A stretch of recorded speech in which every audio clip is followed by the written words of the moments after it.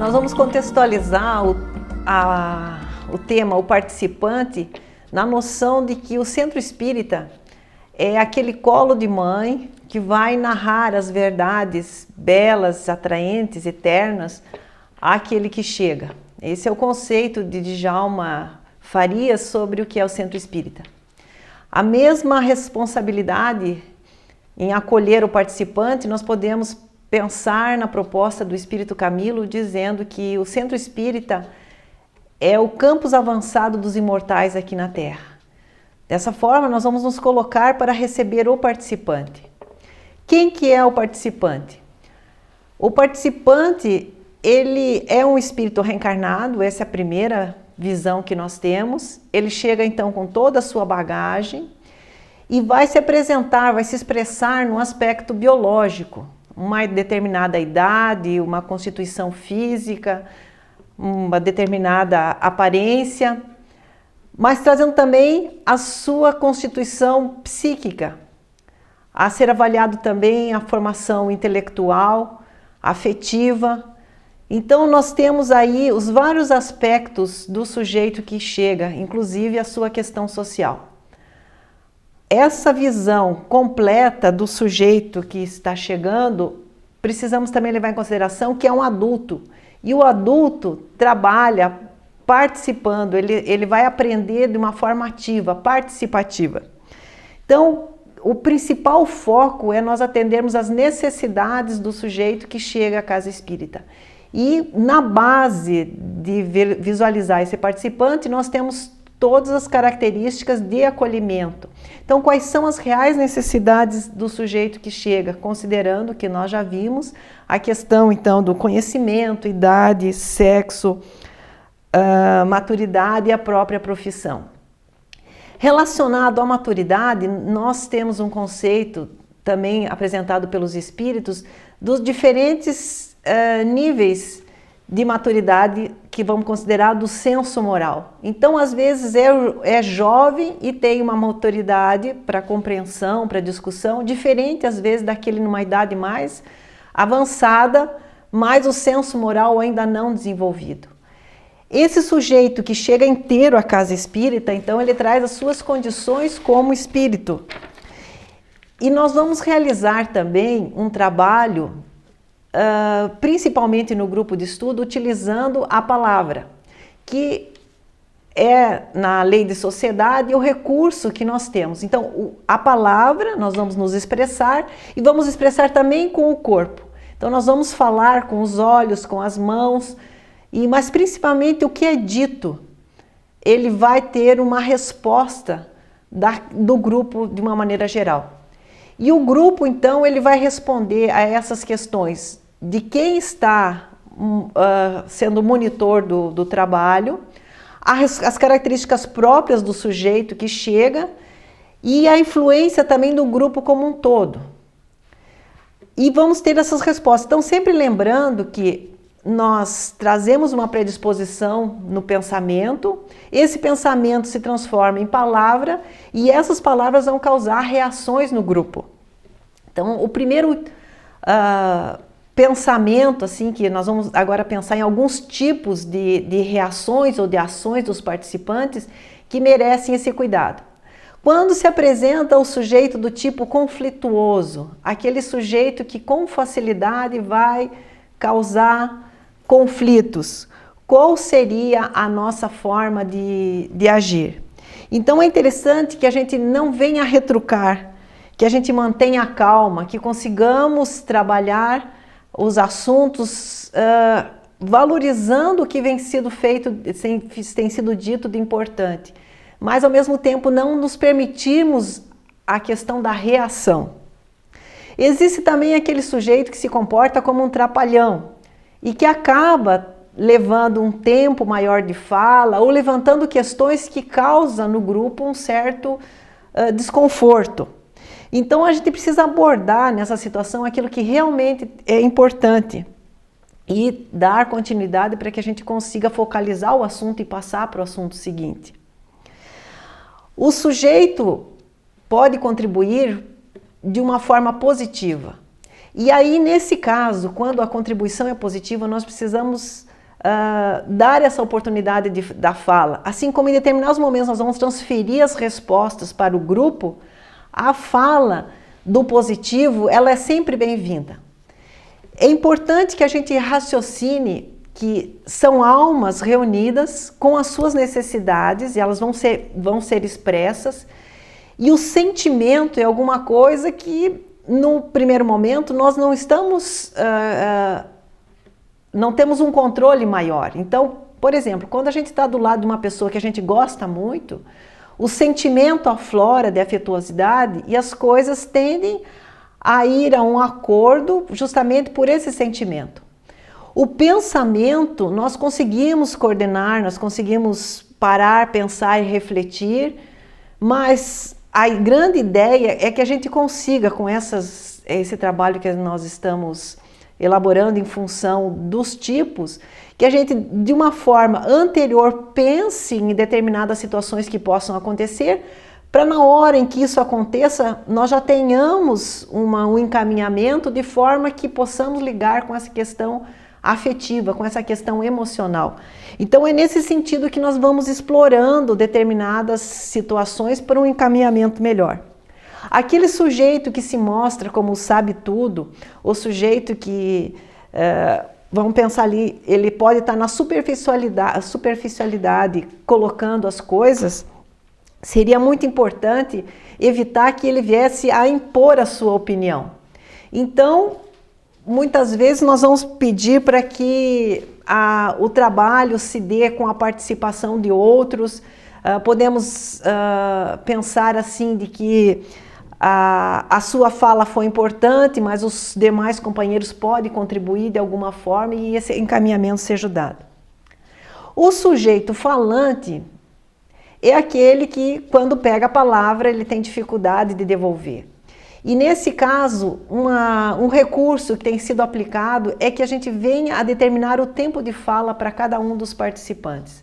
Então, essa determinação do tempo de fala faz com que a gente discipline a fala e não venhamos a ficar aquela situação em que todo mundo começa a olhar para o sujeito que fala demais e olha para o monitor e olha para o sujeito que fala. Então, são recursos para que a gente possa, enquanto aguarda a fala, envolvendo o sujeito afetivamente, nós vamos já se preparando para a fala do seguinte. Mas nós temos também aquele sujeito que é muito acanhado. Ele tem uma grande dificuldade de expressar suas ideias. Então, nesse caso, é importante que a gente venha a valorizar as falas que ele venha fazendo, a própria ideia do elogio, e que ele venha paulatinamente conquistando a confiança de pôr as suas ideias. Então ele acredita muitas vezes que ele não é capaz de expressar isso. As nossas posições no grupo vêm muitas vezes das crenças que nós trazemos a respeito de nós mesmos. Vamos pegar o próprio condicionamento. Quando a gente vê, por exemplo, um animal, vem lá um elefante enorme, preso numa corda, numa armação que poderia ser facilmente rompida, a gente fica pensando como é que um animal tão grande, tão forte, pode ficar preso a uma corda, a alguma coisa assim tão frágil. Mas quando ele é pequenininho, esse animal ele é preso num tronco, num obstáculo maior que ele tenta sair dali e não consegue. Então ele aprende com os esforços que ele faz de se retirar, que ele não consegue, ele aprende que ele não é capaz de se soltar daquela corda, daquilo que está amarrando. E ele cresce com essa mentalidade.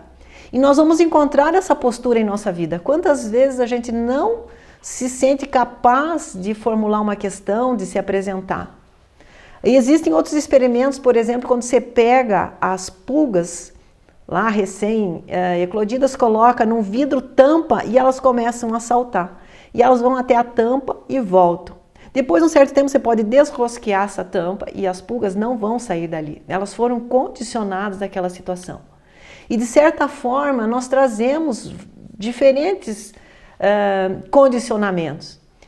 E o desafio é justamente que cada um de nós venha experimentar uma situação nova no grupo, que a gente encontre o encorajamento necessário para poder buscar essa postura nova. E é esse o convite, então, para o sujeito que tem essa dificuldade de falar, ele comece a se expressar.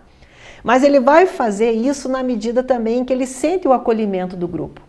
Então, não tem como essas posições, essas dicas, elas funcionarem se o grupo realmente não trouxer um acolhimento, porque o nosso corpo vai falar, a nossa forma de expressar enquanto o outro está fazendo o exercício vai ser muito importante. Existe aquele sujeito também que não coopera, aquele sujeito que tem uma inibição e nós precisamos valorizar o seu conhecimento também, a forma como ele está falando, o conteúdo, as suas contribuições. Mas tem aquele numa posição de desinteressado. E aí, o primeiro movimento que eu trouxe à casa espírita como adulto, ele vem de uma forma voluntária, ou às vezes até trazido por outras situações que apertam na vida. O sujeito vem para conhecer a doutrina espírita, mas o assunto que está em foco não está interessando. Então, essa percepção de podermos chamá-lo a discutir um assunto, o que realmente estaria interessando, de que forma aquele estudo poderia chegar até o seu interesse. Então veja que todo o processo do estudo participativo, ele vem atender às necessidades de quem busca. Se é uma dor muito grande, ele precisa de uma conversa sobre questões morais, e nós estamos falando de outras questões que não dizem respeito, vai trazer, de certa forma, uma posição de alinhamento. E essa percepção, essa sensibilidade necessária para que o estudo realmente se torne participativo. O sujeito desdenhoso é aquele que ele vai ter uma forma superior de se relacionar com o grupo. E isso, quando acontece, há uma reação natural do grupo se contrair um tanto mais. Então nós devemos estar atento para os encaminhamentos. Ele faz a sua fala e vamos pensar então em sim, mas, né, quem sabe uma outra posição e mostrar que existem outros pontos de vista. Essa nossa dificuldade de lidar com a diversidade das ideias e de compreender que nós temos, cada um de nós, uma parte a contribuir no grupo para que realmente ele cresça e o estudo seja realmente interessante, ele vai nos chamando a um exercício. O sujeito que se considera sabedor de tudo, muitas vezes essa fala não está atingindo os corações, ela se torna uma fala vazia e ela não tem o retorno e o interesse do grupo em geral. Então, na medida em que alguém põe a emoção, alguém que está falando às vezes por menos tempo, mas ela vem carregada de uma afetividade, vem carregada de um carinho, ele vai sensibilizar o outro sujeito que até então não experimentou isso. E essa compreensão de que cada um de nós vai contribuir no grupo faz com que, com o tempo, nós consigamos fazer um grupo mais participativo.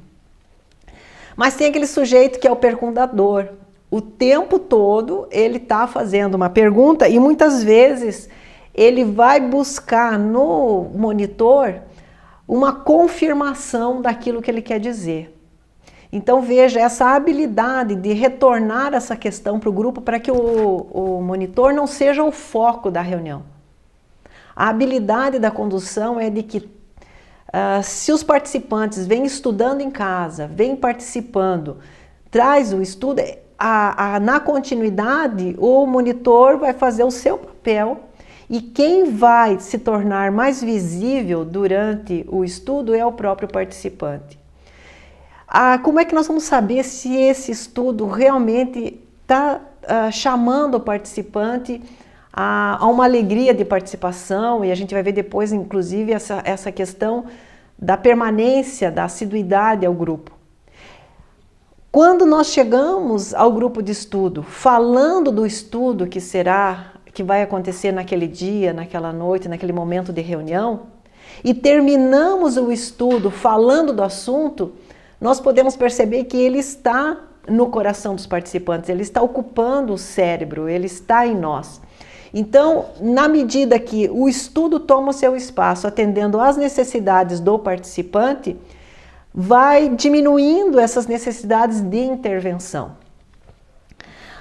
Há aquela situação em que o participante pode estar com o que a gente vai dizer aí de um slide travado na cabeça, né? É a ideia fixa. Essa ideia fixa, a cada momento volta a se apresentar. Então, a habilidade de trazermos um outro foco, a possibilidade de reconduzir o assunto.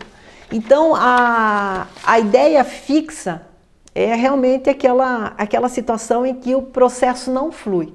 Então, a habilidade de trazermos o interesse, veja por esse lado, a condução em si da ação. Nós somos bastante reativos, então o que seria importante nós trabalharmos essa questão da ação e da reação do grupo, pensando assim que a forma como o coordenador vai atuar, ele pode trazer um estímulo ao grupo que venha a expressar os seus conteúdos de uma forma melhor para a ocorrência do assunto. Vamos pensar, por exemplo, nós vamos trabalhar um assunto como necessário e supérfluo. Num primeiro momento, o que é necessário para um pode ser supérfluo para o outro. Então, a condução desse assunto, nós podemos, por exemplo, provocar discussão e perguntar, provocando o grupo que de repente está lá mais quieto, pouco participativo, a provocação da reunião, o que seria o necessário? E aí vem as respostas, mas nós podemos inclusive ampliar o assunto. E se nós estamos falando, por exemplo, das necessidades materiais, o que seria necessário, o que seria supérfluo, nós podemos ampliar e pensar. E nas questões morais, existe realmente a questão do necessário e do supérfluo? Será que seria muito importante algumas ações que, por exemplo, até coisas pequenas, como avisar alguém para onde a gente vai? Será que é importante num ambiente, por exemplo, familiar, nós avisarmos para onde que nós estamos indo, que horas nós vamos voltar? Então, se amplia a discussão e isso pode trazer uma motivação maior de participação. Mas às vezes nós temos que limitar a participação. Nós precisamos trazer para um foco, né? O assunto cresce e nós precisamos novamente retornar a um espaço de discussão central. Então nós poderíamos pensar assim, alguma coisa, agradecemos a contribuição, mas não seria interessante nós também agora focalizarmos essa questão a nível do necessário e do supérfluo, fechando a questão no campo moral e no campo material. Então o assunto se amplia e nós retomamos num campo menor. Nós podemos também nessa questão ter a necessidade da focalização da discussão, né? O que realmente seria importante que fosse focalizado nesse assunto da noite? Porque a gente pode abrir o assunto, vamos fechando, vamos focalizando e tirando dali algumas coisas importantes para a vivência. E de forma que nessa focalização a gente possa atender aos objetivos. Muitas vezes a gente pensa assim, ao final desse estudo, se nós espremêssemos todo o estudo e a participação, né, tudo que foi dito, o que realmente foi o foco da discussão da noite, ou do dia, né, do horário que isso acontece. Então a expressão, a possibilidade de que todos nós possamos falar, discutir e sentir que foi uma construção do grupo, ele tem muito a ver com essa questão de ter a oportunidade de explorar melhor o assunto. Ajudar o grupo a avançar, esse estímulo, essa possibilidade do grupo seguir avançando. Na medida em que nós também responsabilizamos os companheiros do estudo pelas tarefas a serem executadas, a participação, a contribuição no que se terá trazido, né? Chega um determinado momento que nós vamos ter que fazer uma avaliação de tudo isso. Será que realmente o estudo o estudo que nós fizemos, ele contribuiu para a ideia do que seria, por exemplo, o caso do necessário e supérfluo? O que é que muda? O que é que muda em nossa postura de vida o fato de nós conhecermos essa questão do que seria importante, do que deixaria de ser importante? Qual seria o foco da nossa vida? Sempre trazendo para o objetivo principal. Podemos estimular a dar continuidade a uma discussão. Será que nós abordamos todos os pontos que seriam importantes que fossem abordados? E aí outras falas vão surgindo naturalmente. Dar continuidade à discussão. No grupo, o que nós temos observado em relação à sociedade, em relação ao consumo e ao necessário? O que é que tem trazido, de repente, de resposta a esse ambiente que nós vivemos? E na medida em que a gente aborda, por exemplo, o planeta Terra como a casa do Pai, o que realmente seria necessário, o que seria supérfluo em nossa estada aqui? Então nós conseguimos fechar, afunilar quando necessário e conseguimos ampliar quando a gente percebe que aquela abordagem está se esgotando. A contribuição, nós podemos ver que cada um de nós chega inteiro à casa espírita. Cada um de nós chega com as suas dores, com as suas alegrias, com os seus hábitos, com os seus condicionamentos. E essa forma como a gente chega à casa espírita, ele está falando dos nossos diversos momentos da evolução, né? Diversos níveis que nós alcançamos. De uma maneira geral, nós estamos muito próximos uns dos outros. Nós apresentamos pontos positivos e pontos negativos, bastante comuns. Mas essa ideia de se colocar no lugar do outro, de perceber que o outro pode não gostar daquilo que nós também não gostamos. Então, essa percepção de que se nós vamos ficar esperando que o outro faça o melhor, que o outro tenha uma posição afetiva melhor daquela, que trate melhor que as emoções, quando nós ainda temos dificuldades. Então nós percebemos que essa questão da emoção do grupo, a hora que esquenta, que ferve, né? A hora que se acalma, a hora que acolhe, a tranquilidade mesmo que o outro falou um pouquinho mais, de perceber que talvez seja o dia e seja o momento e a gente não precisa ser tão rígido na aplicação das regras para que tudo funcione como um reloginho, mas é um momento de expansão, é um momento que o sujeito coloca o que ele está sentindo e nós conseguimos, por todos esses fatores que a gente conhece na doutrina espírita também, que nós não estamos ali sozinhos fazendo o trabalho, quanto, atendendo às necessidades do sujeito que chega, quanto os espíritos investiram para que o participante chegasse àquele grupo de estudo, o quanto foi investido para que ele se sentisse acolhido, e agora esse acolhimento depende do olhar, do carinho do grupo que está ali. Então essa ideia nós pensamos na proposta de Leon Denis, quando ele fala no querer, no saber e no amar. O foco de querer fazer um bom estudo, o foco de acolher as pessoas. Então, nasceu no pensamento, envolveu no sentimento, e esse sentimento vai colocar o sujeito num clima, numa vibração que nós sabemos que é favorável. E nós vamos num terceiro passo, no querer, no saber, porque no segundo passo o saber, porque o conhecimento da doutrina espírita, ele vai elucidar os raciocínios. A aprendizagem, ela vai fazer com que a gente possa alargar a nossa maneira de pensar e, por conseguinte, ter uma ação renovada. Então, o querer, o saber e o amar, se nós pensamos que amar é essa prática de colocar a caridade em ação, nós temos uma maneira nova de pensar, uma maneira nova de olhar para o outro. E nós vamos tomar essa forma de pensamento em indulgência. Se o outro tem um defeito no grupo, eu também tenho um defeito. Se o outro age de uma forma negativa, eu também ajo. E aí, dessa forma, nós vamos olhando com indulgência. Então, o pensamento em relação ao outro torna-se um pensamento indulgente.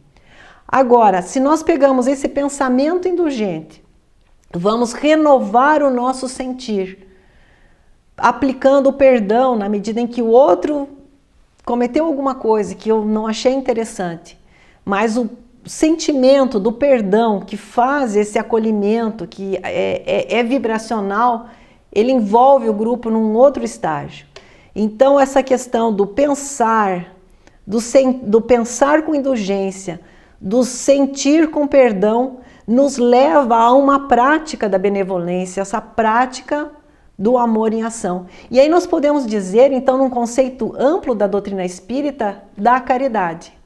A oportunidade da prática da caridade no momento em que nós estamos trabalhando como participante, e nós somos também o participante nessa casa espírita, nesse trabalho de divulgação da doutrina espírita, mas principalmente nesse trabalho de semeadura íntima, de um conhecimento novo, desse saber que fala Leon Denis, que vai provocar mudanças íntimas e que pode, a partir desse conhecimento, desse acolhimento, de toda essa renovação de pensamento, transformar em ações novas para cada um dos indivíduos, entendendo que a ação individual renovada vai nos levar a uma mudança do grupo, que vai contribuir nas ações da casa. Então agora nós vamos trabalhar na biblioteca, nós vamos trabalhar no trabalho assistencial, nas pequenas tarefas, servir a água, recolher o lixo, arrumar a casa espírita. As pequenas tarefas, elas são agora empreendidas com esse novo conceito de caridade, com esse conceito que a doutrina espírita nos traz de que cada um renovado constrói um mundo melhor. E aí o aprendizado, ele se torna muito mais amplo, não só no momento do grupo de estudo, mas o aprendizado que vai acontecer na atividade conjunta da Casa Espírita. Então, passamos a ser colaboradores da Casa Espírita. Na hora do grupo de estudo estão os participantes que chegam, mas estão ali também todos os trabalhadores da Casa Espírita.